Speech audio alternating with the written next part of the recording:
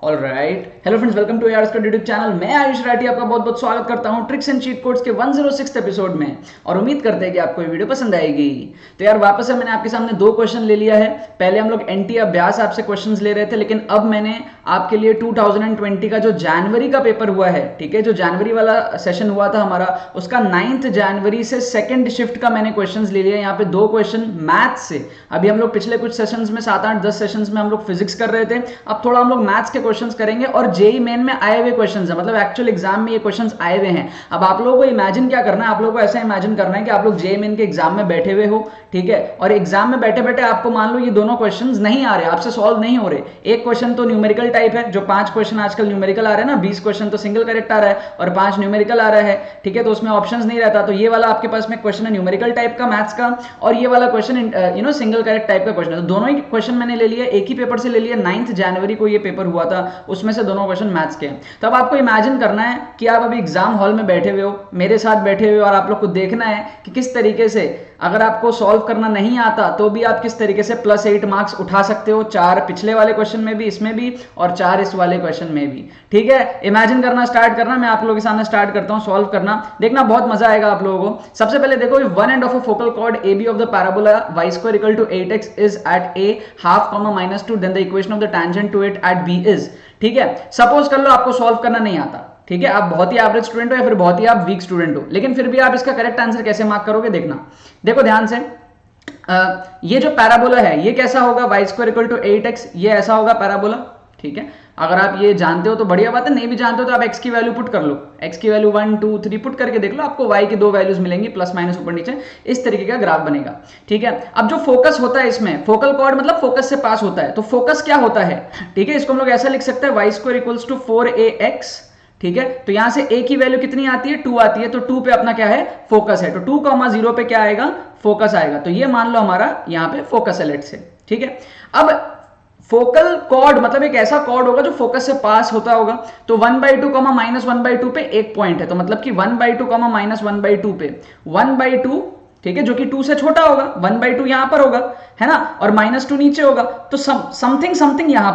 पर approximate diagram बनाना है। यहां पर हमारा क्या है, A पॉइंट है, तो B पॉइंट कहां होगा, B पॉइंट डेफिनेट सी बात है ना, B पॉइंट यहां होगा, है ना। ये अगर मैं पैराबोला को कंप्लीट करता हूं तो B पॉइंट ऊपर लाई करेगा, फोकस से पास होता हुआ एक कॉर्ड बनाना है। ये इस तरीके का सपोज कर लो पैराबोला है, एक रफ पैराबोला है, और B पॉइंट हमारे पास में यहां पर आएगा। अगर ये A पॉइंट है तो ऊपर में हमारे पास में B पॉइंट आएगा, फोकस से पास करता हुआ, वही एक हमको लाइन दिख रहा है, राइट। अब हमको B पे एक टैंजेंट बनाना है, क्या बोल रहा है, टैंजेंट टू B पे एक टैंजेंट अगर हम लोग बनाएंगे तो वो टैंजेंट कैसा दिखेगा, अगर हम लोग B पे एक टैंजेंट बनाएंगे तो वो इस तरीके का टैंजेंट दिखेगा,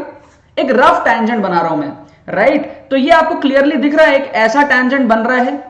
है ना, अप्रोक्सीमेटली, जिसका जो स्लोप है पॉजिटिव है ना, जो स्लोप आ रहा है वो पॉजिटिव आ रहा है, और जो y इंटरसेप्ट आ रहा है ना, y इंटरसेप्ट वो भी क्या आ रहा है, पॉजिटिव आ रहा है, ठीक है। अब इक्वेशंस में अगर आप देखते हो तो जो स्लोप होता है वो क्या होता है, minus coefficient of x upon coefficient of y, है ना, coefficient of x upon coefficient of y, ये होता है स्लोप। और जो y इंटरसेप्ट होता है वो होता है c/a, मतलब कि अगर आप इसको कन्वर्ट करने का ट्राई करो, सपोज आप इसको कन्वर्ट करते हो तो इसको आप लिखोगे 2y = x + 8 लिखोगे, तो आप क्या लिखोगे, y = 1/2x + 4, ऐसा लिख दोगे ना, है ना, इस तरीके का आप लिख दोगे, y = ठीक है, y = 8/2 आ गया हमारे पास में 4, तो y = mx + c के फॉर्म में हो गया, राइट। तो आप अगर आप इसको देखते हो तो इसका जो स्लोप आ रहा है वो 1/2 है, पॉजिटिव स्लोप है, और जो इंटरसेप्ट आ रहा है, ठीक है, जो इंटरसेप्ट आ रहा है वो भी क्या आ रहा है, वो भी हमारे पास में पॉजिटिव आ रहा है। लेकिन अगर आप बाकी ऑप्शंस में चेक करो, एक एक ऑप्शंस अगर आप चेक करो, चलो मैं एक एक ऑप्शंस को चेक करके दिखाता हूं। तो फर्स्ट वाले ऑप्शंस में हमने क्या करा, 2y = x + 8 कर दिया, तो यहां से हमको मिला y = 1/2x + 4, ये हमको फर्स्ट वाला मिला, ठीक है, ये फर्स्ट वाला है। सेकंड वाला करके देखते हैं, तो सेकंड वाला को ऊपर कर लेता हूं जहां जहां स्पेस मिलता है, तो यहां पे मिलेगा 2y = मेरे को मिलेगा -x - 8, तो y = -1/2x - 4, तो यहां पे जो नेगेटिव स्लोप आ गया तो ये वाला ऑप्शन होगा ही नहीं, इसको एलिमिनेट कर दो, है ना, नेगेटिव स्लोप आ रहा है क्लियरली, हमारा तो पॉजिटिव स्लोप है, तो ये एलिमिनेट हो गया। मतलब सॉल्व नहीं करना पड़ेगा आपको, बिना सॉल्व किए ऑप्शन से ही हो जाएगा काम। थर्ड वाले देखो आप, थर्ड वाले देखो, तो थर्ड वाले में आपको दिख रहा है y equals to 2x minus 24, है ना, y को इस तरफ लाओ 2x माइनस 24, तो इसका स्लोप तो पॉजिटिव दिख रहा है, लेकिन इसका जो y इंटरसेप्ट है वो नेगेटिव है। अगर आप x को जीरो करते हो तो y पॉजिटिव आना चाहिए, लेकिन y तो नेगेटिव आ रहा है, x को जीरो करते हैं -24, तो ये भी नहीं होगा, ये भी एलिमिनेट हो गया, है ना। डी ऑप्शन अगर आप देखते हो तो डी ऑप्शन में क्या दिखेगा आपको, डी ऑप्शन में दिखेगा y equals to -2x plus 24, तो इसमें आपको y इंटरसेप्ट तो पॉजिटिव दिख रहा है, लेकिन जो स्लोप है वो नेगेटिव आ गया, तो स्लोप नेगेटिव आ गया तो ये भी नहीं होगा, तो डी भी एलिमिनेट हो गया, तीनों एलिमिनेट हो गया, बचा गया हमारे पास में ए ऑप्शन। बस इतना ही काम करना था, मतलब आपको एक्चुअल में सॉल्व भी नहीं करना टेंजेंट, आपको बस डायग्राम बनाना है, फील करना है और स्लोप देखना है आपको, बस आपका काम हो गया, ठीक है। और आप डायरेक्टली भी कर सकते थे, स्लोप को आप ऐसे देख सकते थे, minus coefficient of x upon coefficient of y. Coefficient of x कितना है यहाँ पे, फर्स्ट वाले में अगर आप देखो कोएफिशिएंट ऑफ एक्स आपको 1 दिखेगा और कोएफिशिएंट ऑफ वाई -2 दिखेगा, तो -1 अपॉन -2 मतलब कि वो 1/2 आ जाएगा, ठीक है। इस तरीके से आप स्लोप डायरेक्टली देख सकते हो, तो वहां से आपको दिखेगा कि बी और डी आपका पहले एलिमिनेट हो जाएंगे डायरेक्टली, मतलब आपको कन्वर्ट भी नहीं करना, y equal mx plus c form में कन्वर्ट मत करो हर समय, इसी से आप डायरेक्टली कर लो, minus coefficient of x by coefficient of y, जो x का कोएफिशिएंट है और जो y का कोएफिशिएंट है उसका रेशियो लो, माइनस साइन लो, आपको स्लोप मिल जाएगा। तो यहां पर आप देखो x का कोएफिशिएंट है 1, y का कोएफिशिएंट है 2 है, ठीक है, तो minus coefficient of x is 1 upon coefficient of y is 2 with a minus sign, तो -1/2 आ रहा है, राइट, इस तरीके से, ठीक है। और डी ऑप्शन में भी अगर आप देखोगे तो वहां पर आपको दिखेगा नेगेटिव स्लोप, -2 आएगा आपका स्लोप जो है, ठीक है, तो यहाँ पे -2 आ रहा है। तो इस तरीके से भी आप कर सकते हो, या फिर अगर आपको इतनी मैथमेटिक्स नहीं भी आती है तो आप y equal mx plus c के फॉर्म में कन्वर्ट कर लो, वहां से प्यारे तरीके से आप m देख लो, c देख लो, खत्म हो गया कहानी, क्लियर है। नेक्स्ट हम लोग बात करते हैं आगे,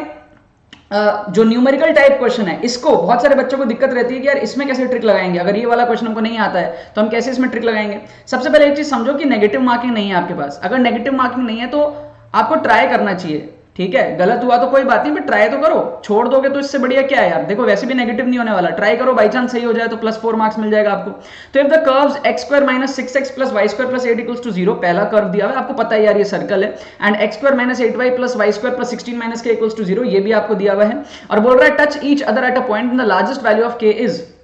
तो फील करने का ट्राई करो। मान लो आपको इसका कंसेप्ट नहीं पता, लेकिन आप डायग्राम बना के कैसे अपना आंसर फाइंड आउट कर सकते हो मैं आपको भी सिखाऊंगा। सपोज कर लो जो पहला वाला सर्कल है, इसको हम लोग क्या लिख सकते हैं, इसको लिख सकते हैं ना यार x² + y² - 6x + 8 = 0, ठीक है। तो जो सर्कल का जो सेंटर आता है वो क्या होता है, -g, -f, है ना, और कोएफिशिएंट जो है हमारे पास में वो कितना हो जाएगा, हमारे पास में जो सर्कल है वो आ जाएगा, कोएफिशिएंट है 6, उसका आधा करो और माइनस साइन डालो तो मतलब कि 3 आ जाएगा, और y का तो कंपोनेंट है ही नहीं, तो यहाँ पर y 0 हो जाएगा, तो 3, 0 हमारे पास में क्या हो गया, सर्कल का सेंटर हो गया। अब रेडियस क्या होता है, √g² + f², -c, है ना। सर्कल का जो जनरल इक्वेशन होता है वो होता है x² + y² + 2gx + 2fy + c = 0, ठीक है। यहां से जो g की वैल्यू कैसे निकालेंगे, x का जो कोएफिशिएंट है उसको आप 2 से डिवाइड करोगे और माइनस साइन डालोगे तभी तो -g मिलेगा ना, क्योंकि वो 2g है एट द एंड, वो जो -6 है वो 2g से कंपेयर हो रहा है, तो आपको g निकालना है तो 3 आएगा, राइट, आपको -g निकालना है तो 3 आएगा। अब रेडियस निकालना है तो √g² + f² - c करोगे तो यहाँ पे क्या आएगा, g² मतलब कि -3 का स्क्वायर 9 आएगा, f² है ही नहीं क्योंकि y का कोएफिशिएंट है ही नहीं यहाँ पे, और -c मतलब -8 करोगे तो ये आपको मिलेगा 1। इसका मतलब ये एक ऐसा सर्कल है जो 3, 0 पे है और उसकी रेडियस कितनी है, 1 है, तो इसको हम लोग ड्रॉ कर लेते हैं, ठीक है, इसको ड्रॉ कर लो, ठीक है। 1 2 3 3, 0 पे हमारे पास में क्या है, एक सर्कल है और उसका रेडियस है 1, तो फील कर लो थोड़ा, 1 2 3 4 ऐसा कुछ फील कर लो, और ये 1 2 3 4 ऐसा मान लो, तो ये कुछ इस तरीके का एक रफ सर्कल मैंने बनाया, एग्जैक्ट नहीं बना सकते हम लोग, है ना, एग्जैक्ट नहीं बना सकते, रफ बनाएंगे हम लोग। तो ये रफ सर्कल मैंने आपके सामने बना दिया 1 रेडियस का, ठीक है। अब दूसरा वाला देखते हैं, दूसरा वाला क्या है, x², इसको भी हम लोग लिख लेते हैं इस फॉर्म में, थोड़ा सा सुंदर फॉर्म में लिख लेते हैं, देखने में आसानी होगा। तो सुंदर फॉर्म में अगर हम लोग लिखने जाएंगे तो हमको मिलेगा x² + y² - 8y + 16 - k = 0। तो यहां पर हम लोग देख सकते हैं क्लियरली कि x का कोएफिशिएंट नहीं है, मतलब कि ये जो है इसमें सिर्फ y वाला कोएफिशिएंट है, मतलब कि जो सर्कल है -g तो 0 हो गया, और जो f आएगा -f आएगा वो आएगा 4, ठीक है ना, 4 आएगा, इसके कोएफिशिएंट y का कोएफिशिएंट को डिवाइडेड बाय 2 करो, माइनस साइन डालो, मतलब कि माइनस f निकालना है आपको, तो वो आएगा 4। तो इसका मतलब 0,4 पे सेंटर है, 0,4 मतलब कि 1 2 3 4 यहां पर कहीं पर सेंटर है, ठीक है, यहां पर कहीं पर सेंटर है। अगर आप ध्यान से देखो तो ये 0,4 यहां पर मैं बनाता हूं, ये यहां पर कहीं पर सेंटर है हमारे पास में 0,4 पे। अब रेडियस निकालनी है हमको, सोचना पड़ेगा यार ये 0,4 पे एक ऐसा सर्कल बनाना है जो इस दूसरे वाले सर्कल को टच करे, क्या करे, टच करे। तो अब वो टच कहां कर सकता है, एक यहां कर सकता है ना, एक टच यहां कर सकता है। अगर एक ऐसा सर्कल हो, अगर एक ऐसा एक रफ बनाने का ट्राई कर रहा हूं मैं, एक ऐसा सर्कल हो, सॉरी ज्यादा बड़ा हो गया, अगर एक ऐसा सर्कल हो तो एक टच हो सकता है यहां पे, ठीक है, फील कर रहे हो, ठीक है। ये अरे रे रे रे थोड़ा मिट गया, कोई बात नहीं, वापस बना देता हूं मैं, कोई दिक्कत नहीं है। तो ये हमारे पास में इस तरीके का लाइन था, ठीक है, और ये एक सर्कल है जो कि यहां पर इधर टच कर रहा है। लेकिन थोड़ा सा अगर आप दिमाग लगाओगे तो एक और सर्कल बन सकता है जो कि बाहर टच करे, है ना, आउटसाइड में टच करे। ये तो एक इस वाले साइड को टच किया, अब आउटसाइड में टच करेगा अगर तो एक और बड़ा सर्कल बनेगा जो कि यहां पर टच करे, लेट से, है ना। तो ये इस तरीके का एक और बड़ा सर्कल बन सकता है जो कि इसको यहां पे आउटसाइड में टच करता है, राइट। तो क्लियरली हमको समझ में आ रहा है कि ये जो डिस्टेंस है, सपोज कर लो कि ये डिस्टेंस अगर 3 था, ये कितना था 3,0 और ये कितना है 0,4, तो क्लियरली समझ में आ रहा है अपने को कि ये जो डिस्टेंस है ये 5 है ना, क्योंकि पाइथागोरस थ्योरम है 3 4 और वो 5 हो जाएगा। तो अगर वो टोटल डिस्टेंस 5 है तो इसका रेडियस तो 1 है ना, उसका रेडियस 1 है, राइट। तो इससे हमको ये पता चल जाएगा कि भाई ये रेडियस अगर 1 है, ये अगर 1 है तो ये भी 1 है, क्योंकि डायमीटर फिर 1 1 2 हो जाएगा, और ये जो लेंथ है ये हो जाएगा 4, क्योंकि 5 - 1 इज 4, है ना। वो टोटल जो हाइपोटेन्यूज है वो 5 है, तो वो 4 और 1 में डिवाइड हो जाएगा, क्योंकि रेडियस 1 था, वो 4 हो जाएगा, और बचा हुआ नीचे वाला रेडियस 1 हो जाएगा, मतलब डायमीटर 2 और वो 4 हो गया। मतलब कि जो बड़ा वाला सर्कल है उसका रेडियस 6 आ गया। ये हम लोग यहां से बना सकते हैं, ज्योमेट्री से हम लोग फील कर सकते हैं कि भाई बड़ा वाला जो रेडियस है उसका जो वैल्यू है वो 6 के बराबर है। बस अब हम लोग इसको 6 से इक्वेट कर लेंगे। रेडियस का फॉर्मूला लगाओ, √g² + f² - c, g² की वैल्यू 0, f² की वैल्यू 16 माइनस c की वैल्यू कितनी है 16 - k। इसको इक्वेट कर लो किससे, 6 से, क्योंकि रेडियस कितना आ रहा है 6 आ रहा है बड़े वाले केस में, ठीक है।